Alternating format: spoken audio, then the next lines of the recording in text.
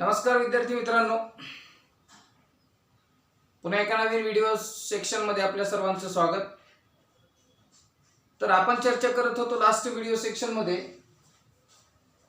यूकॅरियोटिक सेलच्या प्लाझ्मा मेम्ब्रेनच्या संदर्भामध्ये किंवा सेल मेम्ब्रेनच्या संदर्भामध्ये। तर त्याच्या पुढच्या भागाला विद्यार्थ्यांनो आज आपण सुरुवात करणार आहोत। तर ह्या संदर्भामध्ये एक फ्लूइड मोझाइक मॉडेल, एक प्रतिकृती मांडलेली आहे काही शास्त्रज्ञांनी, त्या संदर्भातली आज चर्चा करू आपण। हे आहे फ्लूइड मोझाइक मॉडेल। हे फ्लूइड मोझाइक मॉडेल आहे, त्याबद्दलचं आपल्याला आज चर्चा करायची आहे की या प्लाझ्मा मेम्ब्रेनच्या संदर्भातली ती एक मॉडेल आहे, प्रतिकृती आहे। आता आपण बोललो होतो लास्ट टाइमला की प्लाझ्मा मेम्ब्रेन हे mostly found in eukaryotic cell and this type of the membrane play very important role for the various activity of the cell. सेलच्या ऍक्टिव्हिटी मध्ये अत्यंत महत्त्वाचे रोल्स हे प्ले करत असतं। त्यापैकीच काही शास्त्रज्ञांनी अभ्यास केलेला हे फ्लूइड मोझाइक मॉडेल आहे। हे जे स्ट्रक्चर ऑफ सेल मेम्ब्रेन आहे ते कुणी प्रपोज केलं, तर सिंगर आणि निकोलसन नावाच्या शास्त्रज्ञांनी 1972 ला प्रपोज केलेला आहे। and that model would be accepted by widely. सगळे जगभर त्यांनी जे प्रतिकृती मांडली त्या प्रतिकृतीचा स्वीकार सर्व या वैद्य ह्याच्या आपल्या ज्या बायोलॉजिकल फील्ड मध्ये सगळ्यांनी ते मान्य केलेलं आहे की ते मॉडेल एकदम परफेक्ट आहे। मग आपण इथं सांगू the structure of the structure of membrane was proposed by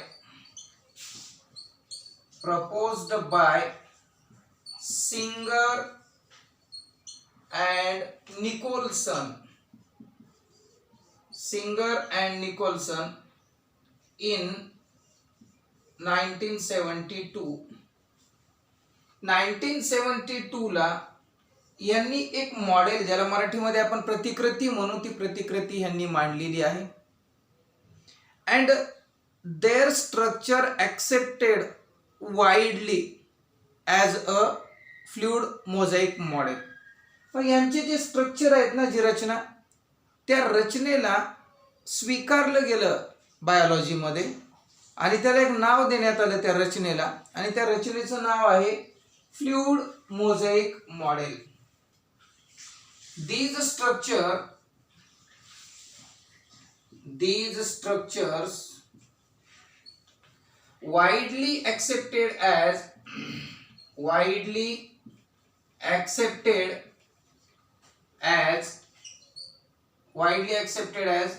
fluid mosaic model. आता हे फ्लूइड मोझाइक मॉडेल काय आहे या संदर्भातली आपण चर्चा करू आता। तर मग त्या मॉडेलला स्वीकारण्यात आलं की फ्लूइड मोझाइक मॉडेल हे नाव देण्यात आलं त्याला, आणि त्यानुसार त्याला ओळखण्यात आलं काय। तर मग काय त्याच्यामध्ये खासियत, काय वैशिष्ट्यपूर्ण गोष्ट? वैशिष्ट्यपूर्ण गोष्ट अशी आहे बेटा की अकॉर्डिंग टू दिस मॉडेल, ह्या मॉडेलच्या नुसार quasi fluid nature of the lipid. आता जे लिपिड आहे, आपण हे बघितलं बेटा, हे लिपिड, हे सगळे लिपिडचे मॉलिक्युल्स आहेत, वर सुद्धा आहेत। आणि क्वासी फ्लूइड, क्वासी कुणाला म्हणायचं आहे आपण, की अशी रचना किंवा असा सबस्टन्स जो ना टोटली लिक्विड आहे ना टोटली सॉलिड आहे। वाक्य once again, the substance which is not totally liquid or not totally त्याला असं सॉलिड म्हणू, तर अशा पद्धतीच्या नेचरला क्वासी फ्लुइड असे आपण म्हणू. तर हे जे क्वासी फ्लुइड नेचर आहे ऑफ द लिपिडचं, तर त्या लिपिडच्या अशा नेचरमुळेच प्रोटीन जे आहेत त्याच्यामध्ये, तर ते प्रोटीन काय करू शकतात, लॅटरल मूवमेंट करू शकतात. वाक्य परत एकदा मी नेहमी सांगत असतो विद्यार्थ्यांना की आपल्या सर्वांना फार डिटेलमध्ये शिकायचं आहे आणि एकदाच अगदी छान लक्ष दिलात तर काही प्रॉब्लेम येणार नाही.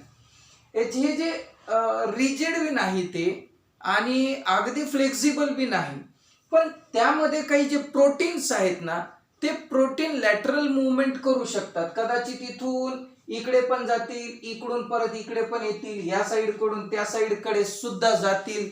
म्हणजे काय यायले लक्षामध्ये, लेअर कशाचा आहे, लिपिडचा आहे. त्यात कोण मूवमेंट करतं, प्रोटीन मूवमेंट करतात. आलं लक्षामध्ये.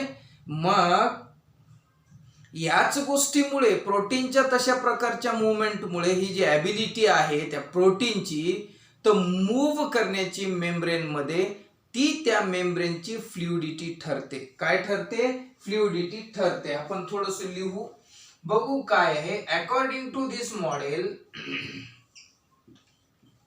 According to this model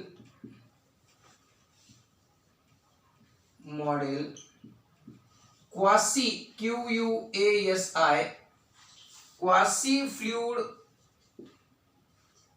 nature of lipid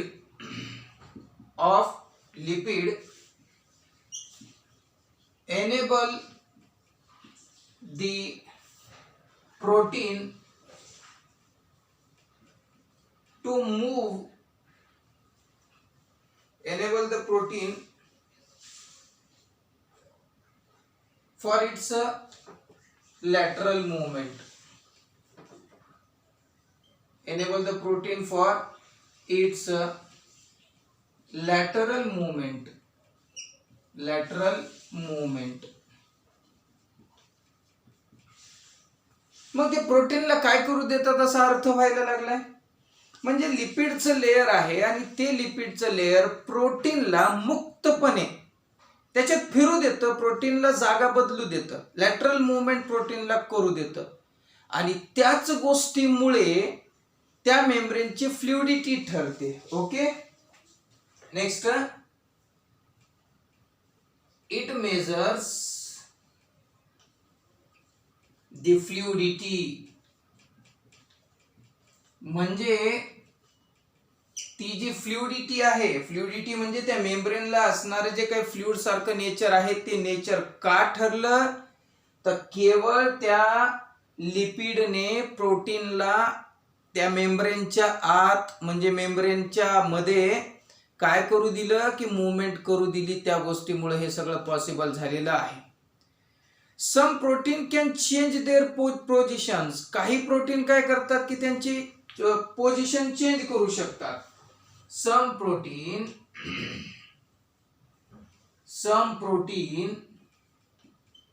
can change their position. म्हणजे त्यांची जी काही पोझिशन आहे, त्यांची जी काही जागा आहे, जी काही लोकेशन आहे, ते चेंज करू शकतात. आता हे म्हणतोय काय, त्याकडे लक्ष देणं फारच गरजेचं आहे.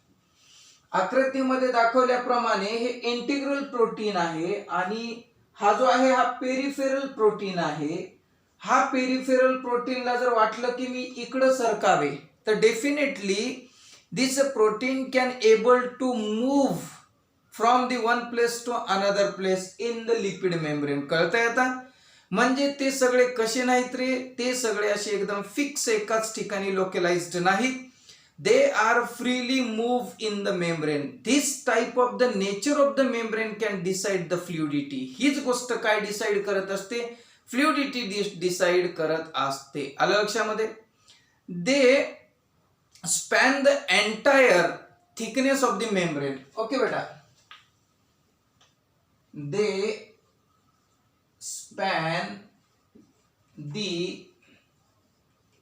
entire thickness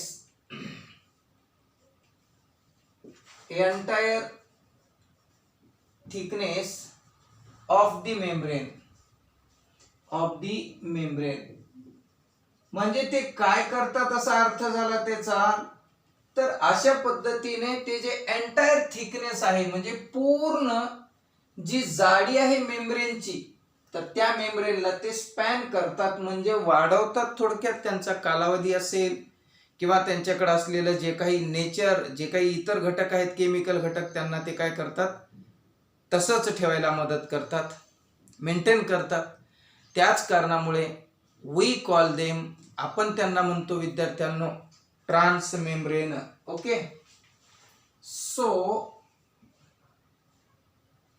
they called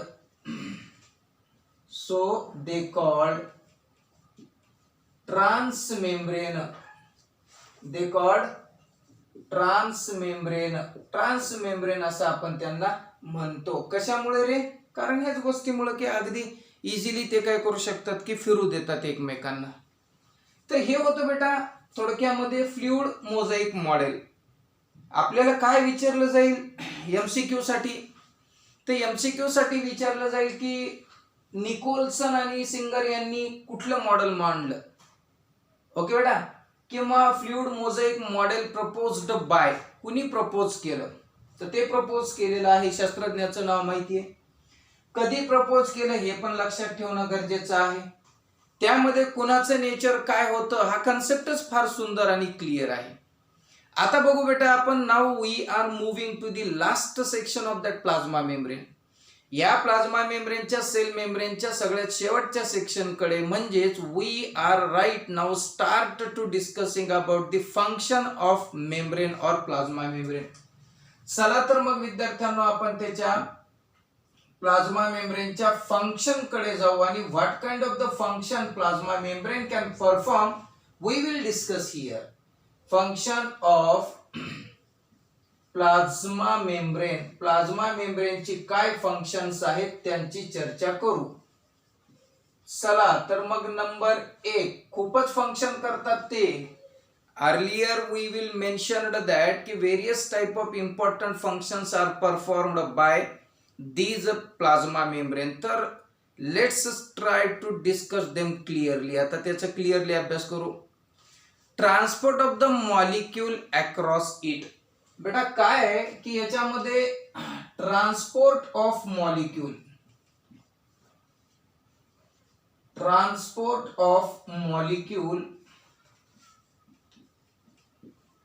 across it.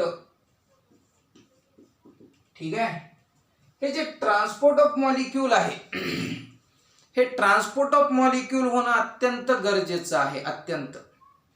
मॉलिक्यूलचं transport म्हणजे काय? आता सपोज दॅट बेटा ही बाहेरची साइड आहे आणि ही सेलच्या आतली साइड आहे. कुठल्याही मॉलिक्यूलला बाहेरून आतमध्ये यायचे किंवा आतून बाहेर जायचं आहे तर त्यांचं ट्रान्सपोर्ट करणं हे कुणाचं काम आहे? तर हे मेम्ब्रेनचं काम आहे. म्हणून फर्स्ट मेम्ब्रेनचं फंक्शन काय आहे? तर transport the different type of the molecule across it, no matter the molecule is transported to inside or outside, घेणं देणं नाही. दुसरं, membrane is selectively permeable. membrane is selectively permeable. ठीक आहे, आता सेलेक्टिव्हली या शब्दाचा अर्थ काय? सेलेक्टिव्हली मीन्स निवडक. काही विशिष्ट specialized type of the ions असतील, स्पेशलाइज्ड मॉलिक्यूल असतील, स्पेशलाइज्ड ॲटम असतील, only specialized, not every type. प्रत्येक प्रकारच्या मॉलिक्यूल्सला, ॲटमला आणि आयनांना नव्हे, काही निवडक सिलेक्टेड टाइप ऑफ आयनांना, सिलेक्टेड टाइप ऑफ मॉलिक्यूल्स आणि ॲटमला आतून बाहेर आणि बाहेरून आत घेण्याची जी प्रवृत्ती असते, this is the specific type of the tendency. ही टेंडन्सी जी आहे ती ह्या मेम्ब्रेन कडे असते, म्हणून त्या मेम्ब्रेनला आपण सिलेक्टिव्हली म्हणायचं. आणि what is the meaning of the word permeable म्हणजे काय? परमिएबल म्हणजे काय बेटा? Permeability is a normally ability of the membrane to pass out something or pass inside something. काहीतरी बाहेर आणि काहीतरी आत जे जाऊ आणि येऊ देण्याची जी प्रक्रिया आहे, तर त्या प्रक्रियेच्या क्षमतेला वी कॉल देम परमिएबिलिटी.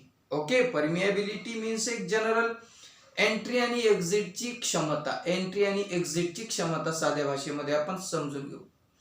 तसेच मुलांना सेलची ग्रोथ होणं, फॉर्मेशन ऑफ इंटरसेल्युलर जंक्शन होणं, तसेच सिक्रिशन होणं, एंडोसायटोसिस होणं, सेलचं डिव्हिजन होणं, हे अत्यंत इम्पॉर्टंट फंक्शन ह्या प्लाझ्मा मेम्ब्रेनला करावे लागतात. सेल ग्रोथ असेल, बघू आपण बेटा, सेल ग्रोथ आहे, सेलची जी वाढ आहे ती प्लाझ्मा मेम्ब्रेनवर डिपेंड आहे. तसेच formation of intercellular junction, formation of intercellular junction म्हणजे दोन सेलच्या आतमध्ये जे काही जंक्शन असणार आहे. जंक्शन म्हणजे काय? जंक्शन म्हणजे point where something to meets together. काहीतरी दोन गोष्टी जिथे एकत्र भेटतात त्यांना आम्ही जंक्शन म्हणतो. तर दोन सेल एकत्र आणायचे, तर इंटरसेल्युलर जंक्शन निर्माण करून द्यायचं काम सुद्धा प्लाझ्मा मेम्ब्रेन या ठिकाणी विद्यार्थ्यांना आपल्याला केलेलं दिसतं. सिक्रिशन्स केलेले दिसतात, वेगवेगळ्या प्रकारचे सिक्रिशन्स आहेत, अनेक व्हेरियस टाइप ऑफ सिक्रिशन्स विद्यार्थ्यांना केलेले त्यांनी आपल्याला दिसणार आहेत. तसेच माझ्या प्रिय मुला मुलींना एंडोसायटोसिस, हे एंडोसायटोसिस बेटा, एंडोसायटोसिस आपण विचाराल, कारण एंडोसायटिस आता सिक्रिशन बी म्हणजे काय, मराठीमध्ये स्त्रवणे, एखादा पदार्थ तयार होण्याच्या प्रक्रियेला आपण सिक्रिशन्स असे म्हणतो, प्रोड्यूस होण्याच्या प्रक्रियेला. तसेच एंडो मीन्स काय, endo means inside, inside means काय, आतमध्ये. सायटोसिस म्हणजे सेलच्या आतमध्ये, म्हणजे काही मॉलिक्युल्स असतील, आयन्स असतील, काही ऍटम असतील, ते आतमध्ये घेण्याचं काम, आतमध्ये घेण्याच्या प्रकाराला एंडोसायटोसिस म्हणतात आणि बाहेर टाकण्याच्या प्रकाराला एक्झोसायटोसिस म्हणतात. हे अशा पद्धतीचं काम केलं जातं. सेल डिव्हिजन विद्यार्थ्यांनो, सेल डिव्हिजन, सेल डिव्हिजन म्हणजे काय, तर सेल डिव्हिजन म्हणजे थोडक्यामध्ये आपण त्याला पेशीचे विभाजन म्हणू. एकाच सेल पासून दोन सेल तयार होण्याच्या प्रक्रियेला मुलांना आपण म्हणतो बेटा सेल डिव्हिजन. तर अशा ह्या इम्पॉर्टंट प्रकारामध्ये काय होतं की ह्याचा आपल्या ह्या प्लाझ्मा मेम्ब्रेनचा अतिशय चांगल्या पद्धतीनं उपयोग होत असतो. तसेच आता बघू, एक passive type of the transport आहे. दोन पद्धतीने ट्रान्सपोर्ट करतं, एक म्हणजे पॅसिव्ह ट्रान्सपोर्ट, एक म्हणजे पॅसिव्ह ट्रान्सपोर्ट. बघा, खूपच छान लक्षात घ्या बेटा, हे पॅसिव्ह शब्द 12वी सायन्स मध्ये अनेक चॅप्टर मध्ये येणार आहे आपल्याला. तर ज्यावेळेस कुठलीही गोष्ट आम्ही सांगत असतो की ह्या गोष्टीकडे लक्ष द्या, हे अनेक चॅप्टर मध्ये आपल्याला येतं, तर म्हणून एकच वेळेस आपल्याला खूप छान त्याला समजून घ्यायचे, परत परत त्याला काही वाचण्याची गरज नसावी.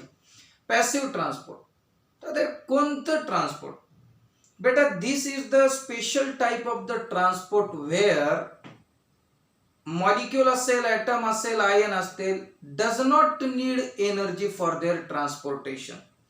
म्हणजे मराठीत सांगू की त्यांच्या आयनांच्या, मॉलिक्यूलच्या आणि बेटा कुठल्याही प्रकारचे जे काही ॲटम आहेत त्यांच्या वहनाला जर एनर्जी लागत नसेल, वहनाला एनर्जी लागत नसेल, there is a no requirement of the energy for the transportation of ion, atom और molecule. So at this instant there is a no need of energy, there is a no expenditure of ATP. Such process is considered as a passive type of the process. Suppose that बेटा आपण आपल्या गच्चीवर पाण्याची टाकी ठेवतो आणि तिचे pipeline द्वारे कनेक्शन आपल्या बाथरूम मध्ये असेल, आपल्या किचन मध्ये येतं, तर बेटा पाणी उंचावर ठेवलेलं आहे, त्या पाण्याला खाली येण्यासाठी अजिबात एनर्जीचा उपयोग होणार नाही. The water should not need any kind of such energy to reach us at the particular site. एखाद्या पर्टिक्युलर साईटला रीच करायचंय पाण्याला, ते एनर्जी लागेल का?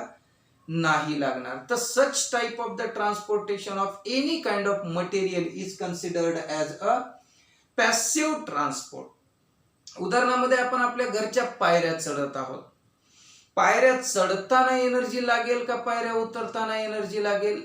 पायऱ्यात चढताना एनर्जी लागते. तर ज्या बी प्रक्रियेमध्ये एनर्जी लागते आणि ज्या प्रक्रियेत एनर्जीची गरज नसते, ह्यावरून आपण म्हणत असतो त्यांना की पॅसिव्ह आणि ऍक्टिव्ह. मग ते पॅसिव्ह काय आहे? तर विद्यार्थ्यांनो, पॅसिव्ह जनरली असं म्हणू की मेनी मॉलिक्युल्स आहेत की ॲटम्स आहेत which move across the membrane without any requirement of energy. Okay, then such movement of such molecule is called as a passive transport. आपण इथं सांगू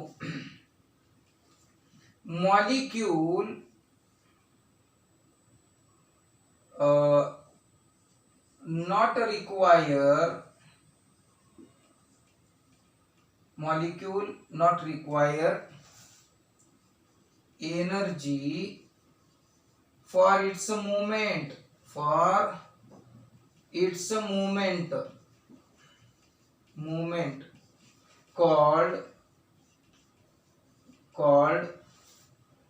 पॅसिव्ह ट्रान्सपोर्ट. मग याला कोणतं ट्रान्सपोर्ट म्हणायचं? पॅसिव्ह. का?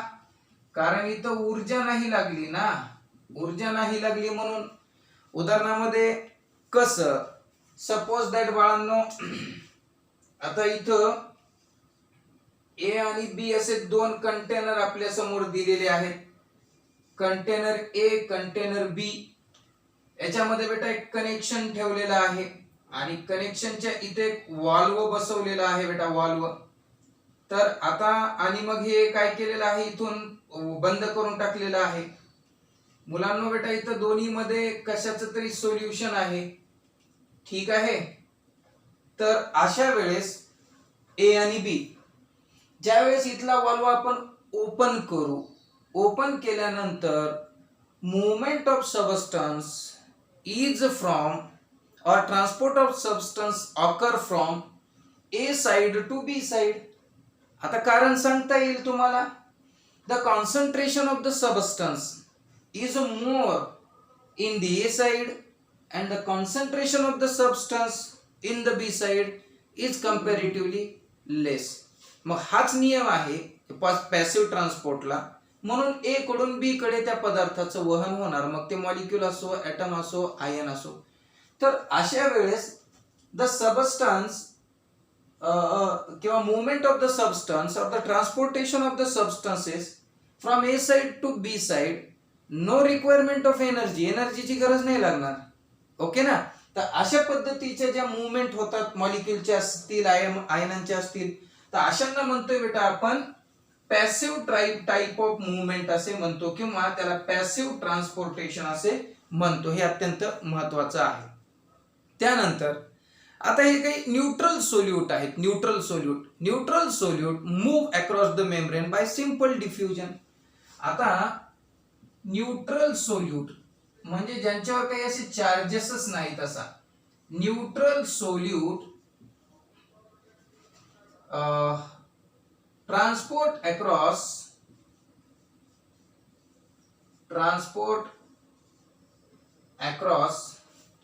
the membrane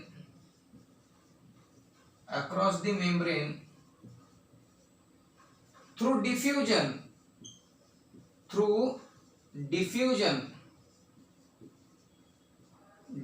आता डिफ्युजन काय आहे? तर डिफ्युजन म्हणजे काय, आपण इथे लिहू कंसामध्ये, the movement of substance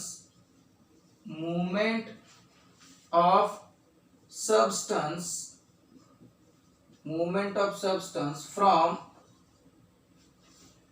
region of higher concentration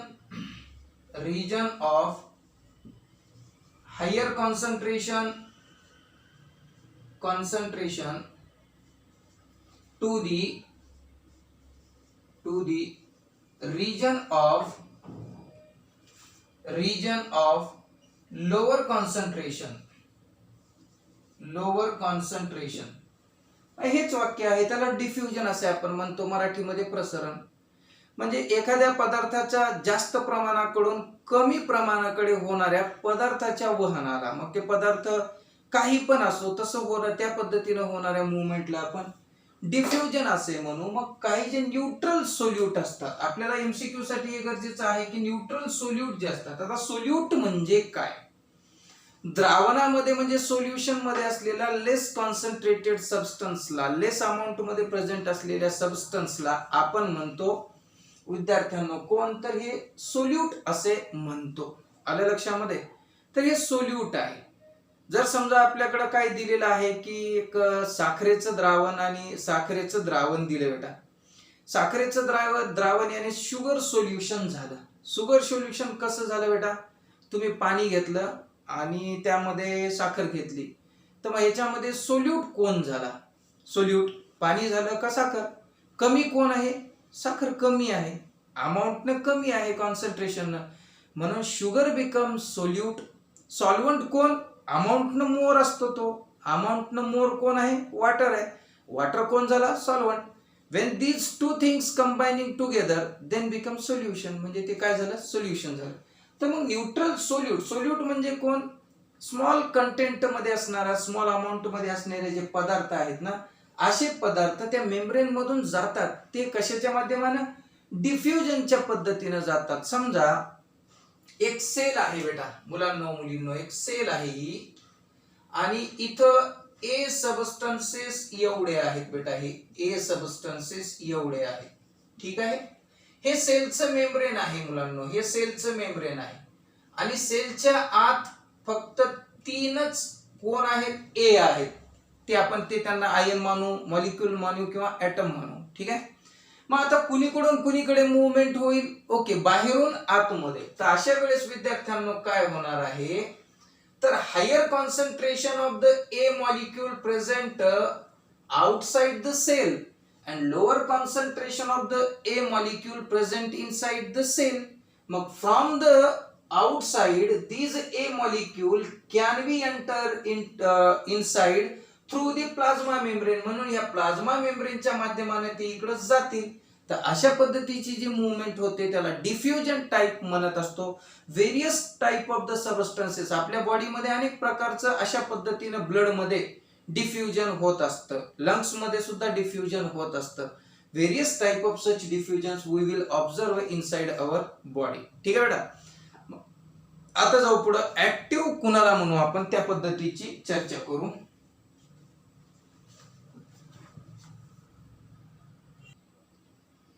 तर आता बघू, हे जे ऍक्टिव्ह ट्रान्सपोर्ट आहे ते सुद्धा कशा पद्धतीने होतं. वॉटर जे आहे पाणी, ते पाणी सुद्धा ते अक्रॉस मुवमेंट मधून, म्हणजे ते पाण्याचं जे मुवमेंट होणार आहे मेम्ब्रेनच्या द्वारे, ते ऑस्मॉसिसनं होतं. आता ऑस्मॉसिस हा शब्द कमी जणांना माहिती असेल बेटा. तर ऑस्मॉसिस म्हणजे नॉर्मली काय? The movement of solvent molecule, सॉल्वंटच्या मॉलिक्यूलचं जे मुवमेंट होतं towards the region of the higher concentration, म्हणजे हायर कॉन्सन्ट्रेशन कडे कमी कडून जास्त जाणं. तर अशा पद्धतीचं हे एक मुवमेंट आहे, ते सॉल्वंटच्या मॉलिक्यूलचं आहे, सेमी परमिएबल मेम्ब्रेन मधून आहे. त्या प्रकाराला म्हणजे त्या वॉटरच्या तशा मुवमेंटला आम्ही म्हणतो ऑस्मॉसिस, ठीक आहे, सॉल्वंटच्या मुवमेंटला. आता यायला बेटा ऍक्च्युअल चर्चा करायला ऍक्टिव्ह ट्रान्सपोर्ट म्हणजे काय. पॅसिव्ह आपल्या सगळ्यांना माहिती आहे की जिथं मुवमेंट होण्यासाठी, ट्रान्सपोर्टेशन होण्यासाठी एनर्जीची गरज नव्हती, इथे एनर्जीची गरज आहे. फरक छोटा आहे. अ फ्यू आयन, काही आयन्स आहेत आणि काही मॉलिक्युल्स आहेत. काही आयन आणि काही मॉलिक्युल्स आहेत. ते काय होतात की अगेन्स्ट देअर कॉन्सन्ट्रेशन, म्हणजे त्यांच्या कॉन्सन्ट्रेशनच्या विरुद्ध जातात. म्हणजे कसं? आता एकीकडे कमी एकीकडे जास्त, म्हणजे असा झाला हा कॉन्सन्ट्रेशन मधला डिफरन्स. मग उदाहरण काय देणार आपण इथं? तर सांगणार की from lower concentration region, lower concentration to the higher concentration. कुठल्याही एखाद्या आयनांचं, कुठल्याही मॉलिक्यूलचं कमी कॉन्सन्ट्रेशन कडून जास्त कॉन्सन्ट्रेशन कडे जर वहन होत असेल तर such type of transportation of substance is considered as a active transport. मग अशा वेळेस बेटा त्याला एनर्जी पाहिजे, त्या आयनांना, त्या मॉलिक्यूलला. such transport require energy. अशा पद्धतीच्या वहनाला मुलांना बेटा एनर्जीची गरज असते. And that energy should be supplied by ATP molecule. मग ही एनर्जी कोण देणार? एटीपीचा मॉलिक्यूल देणार. म्हणून अशा पद्धतीच्या ट्रान्सपोर्टला आम्ही ऍक्टिव्ह ट्रान्सपोर्ट असे म्हणतो. आणि काही एक्झाम्पल्स दिलेले आहेत तिथं. सोडियम असेल, पोटॅशियम असेल. These ion require energy for their transportation and they have a capability, they have a capacity to transport themselves from the region of lower concentration to the region of higher concentration. Lower कडून higher कडे हे दोघं जातात, यांच्याकडे ती क्षमता आहे. but they require energy and that energy should be supplied by the ATP molecule. Hence the whole process is considered as a active type of transportation. आता polar molecule cannot pass through the non-polar lipid bilayer. आता बेटा इथं आपण काल बोललो होतो की इथं पोलार आणि नॉन पोलार अशा पद्धतीचे काही घटक आहेत. त्याला पोलार हेड म्हणलो आपण, नॉन पोलार टेल रिजन असे म्हणू. मग पोलार जे मॉलिक्युल्स असतात त्या पोलार मॉलिक्युल्सला बघा, लक्ष द्या इकडे, असं कुठून पण येता येणार नाही. मध्ये कुठूनच येता येत नाही. कारण त्यांना कोण अडवणार? तर हे लिपिडचे जे काही पोलार मॉलिक्युल्स आहेत ते मॉलिक्युल त्यांना नॉन पोलार लिपिड बायलेयर मधून येऊ देणार नाही. मग कसे येणार? ते तर येणं गरजेचंच आहे. So they require carrier protein. हे जे असे काहीतरी कॅरियर प्रोटीन असतात, that carrier protein can transport them from outside to inside or inside to outside. वाक्य परत एकदा शॉर्ट मध्ये, काही पोलर मॉलिक्युल्स आहेत, त्या पोलर मॉलिक्युल्सला प्लाझ्मा मेम्ब्रेन मधून आत यायचंय किंवा आतून बाहेर जायचंय, तर अशा वेळेस ते फक्त एका प्रोटीनच्याच द्वारे, त्याला आपण कॅरियर प्रोटीन असे म्हणतो, तो कॅरियर प्रोटीनच त्यांना आतून बाहेर किंवा बाहेरून आत घेतो. That carrier protein normally found in the membrane. त्या मेम्ब्रेन मध्ये असे कॅरियर प्रोटीन असतात. तर विद्यार्थी मित्रांनो, हा एक आपला प्लाझ्मा मेम्ब्रेन संदर्भातला अतिशय important type of the part इथं ओव्हर झालेला आहे. आणि मी अशी अपेक्षा करतो की सध्या आपलं जे काही चालू आहे ते आपल्या सर्वांना खूप चांगल्या पद्धतीने समजत आहे. मी अशी अपेक्षा करतो. जर काही प्रॉब्लेम असेल तर आपण माझ्या संपर्कात असणं अत्यंत गरजेचं आहे. तर तोपर्यंत आपल्या सर्वांना हार्दिक शुभेच्छा and God bless you all.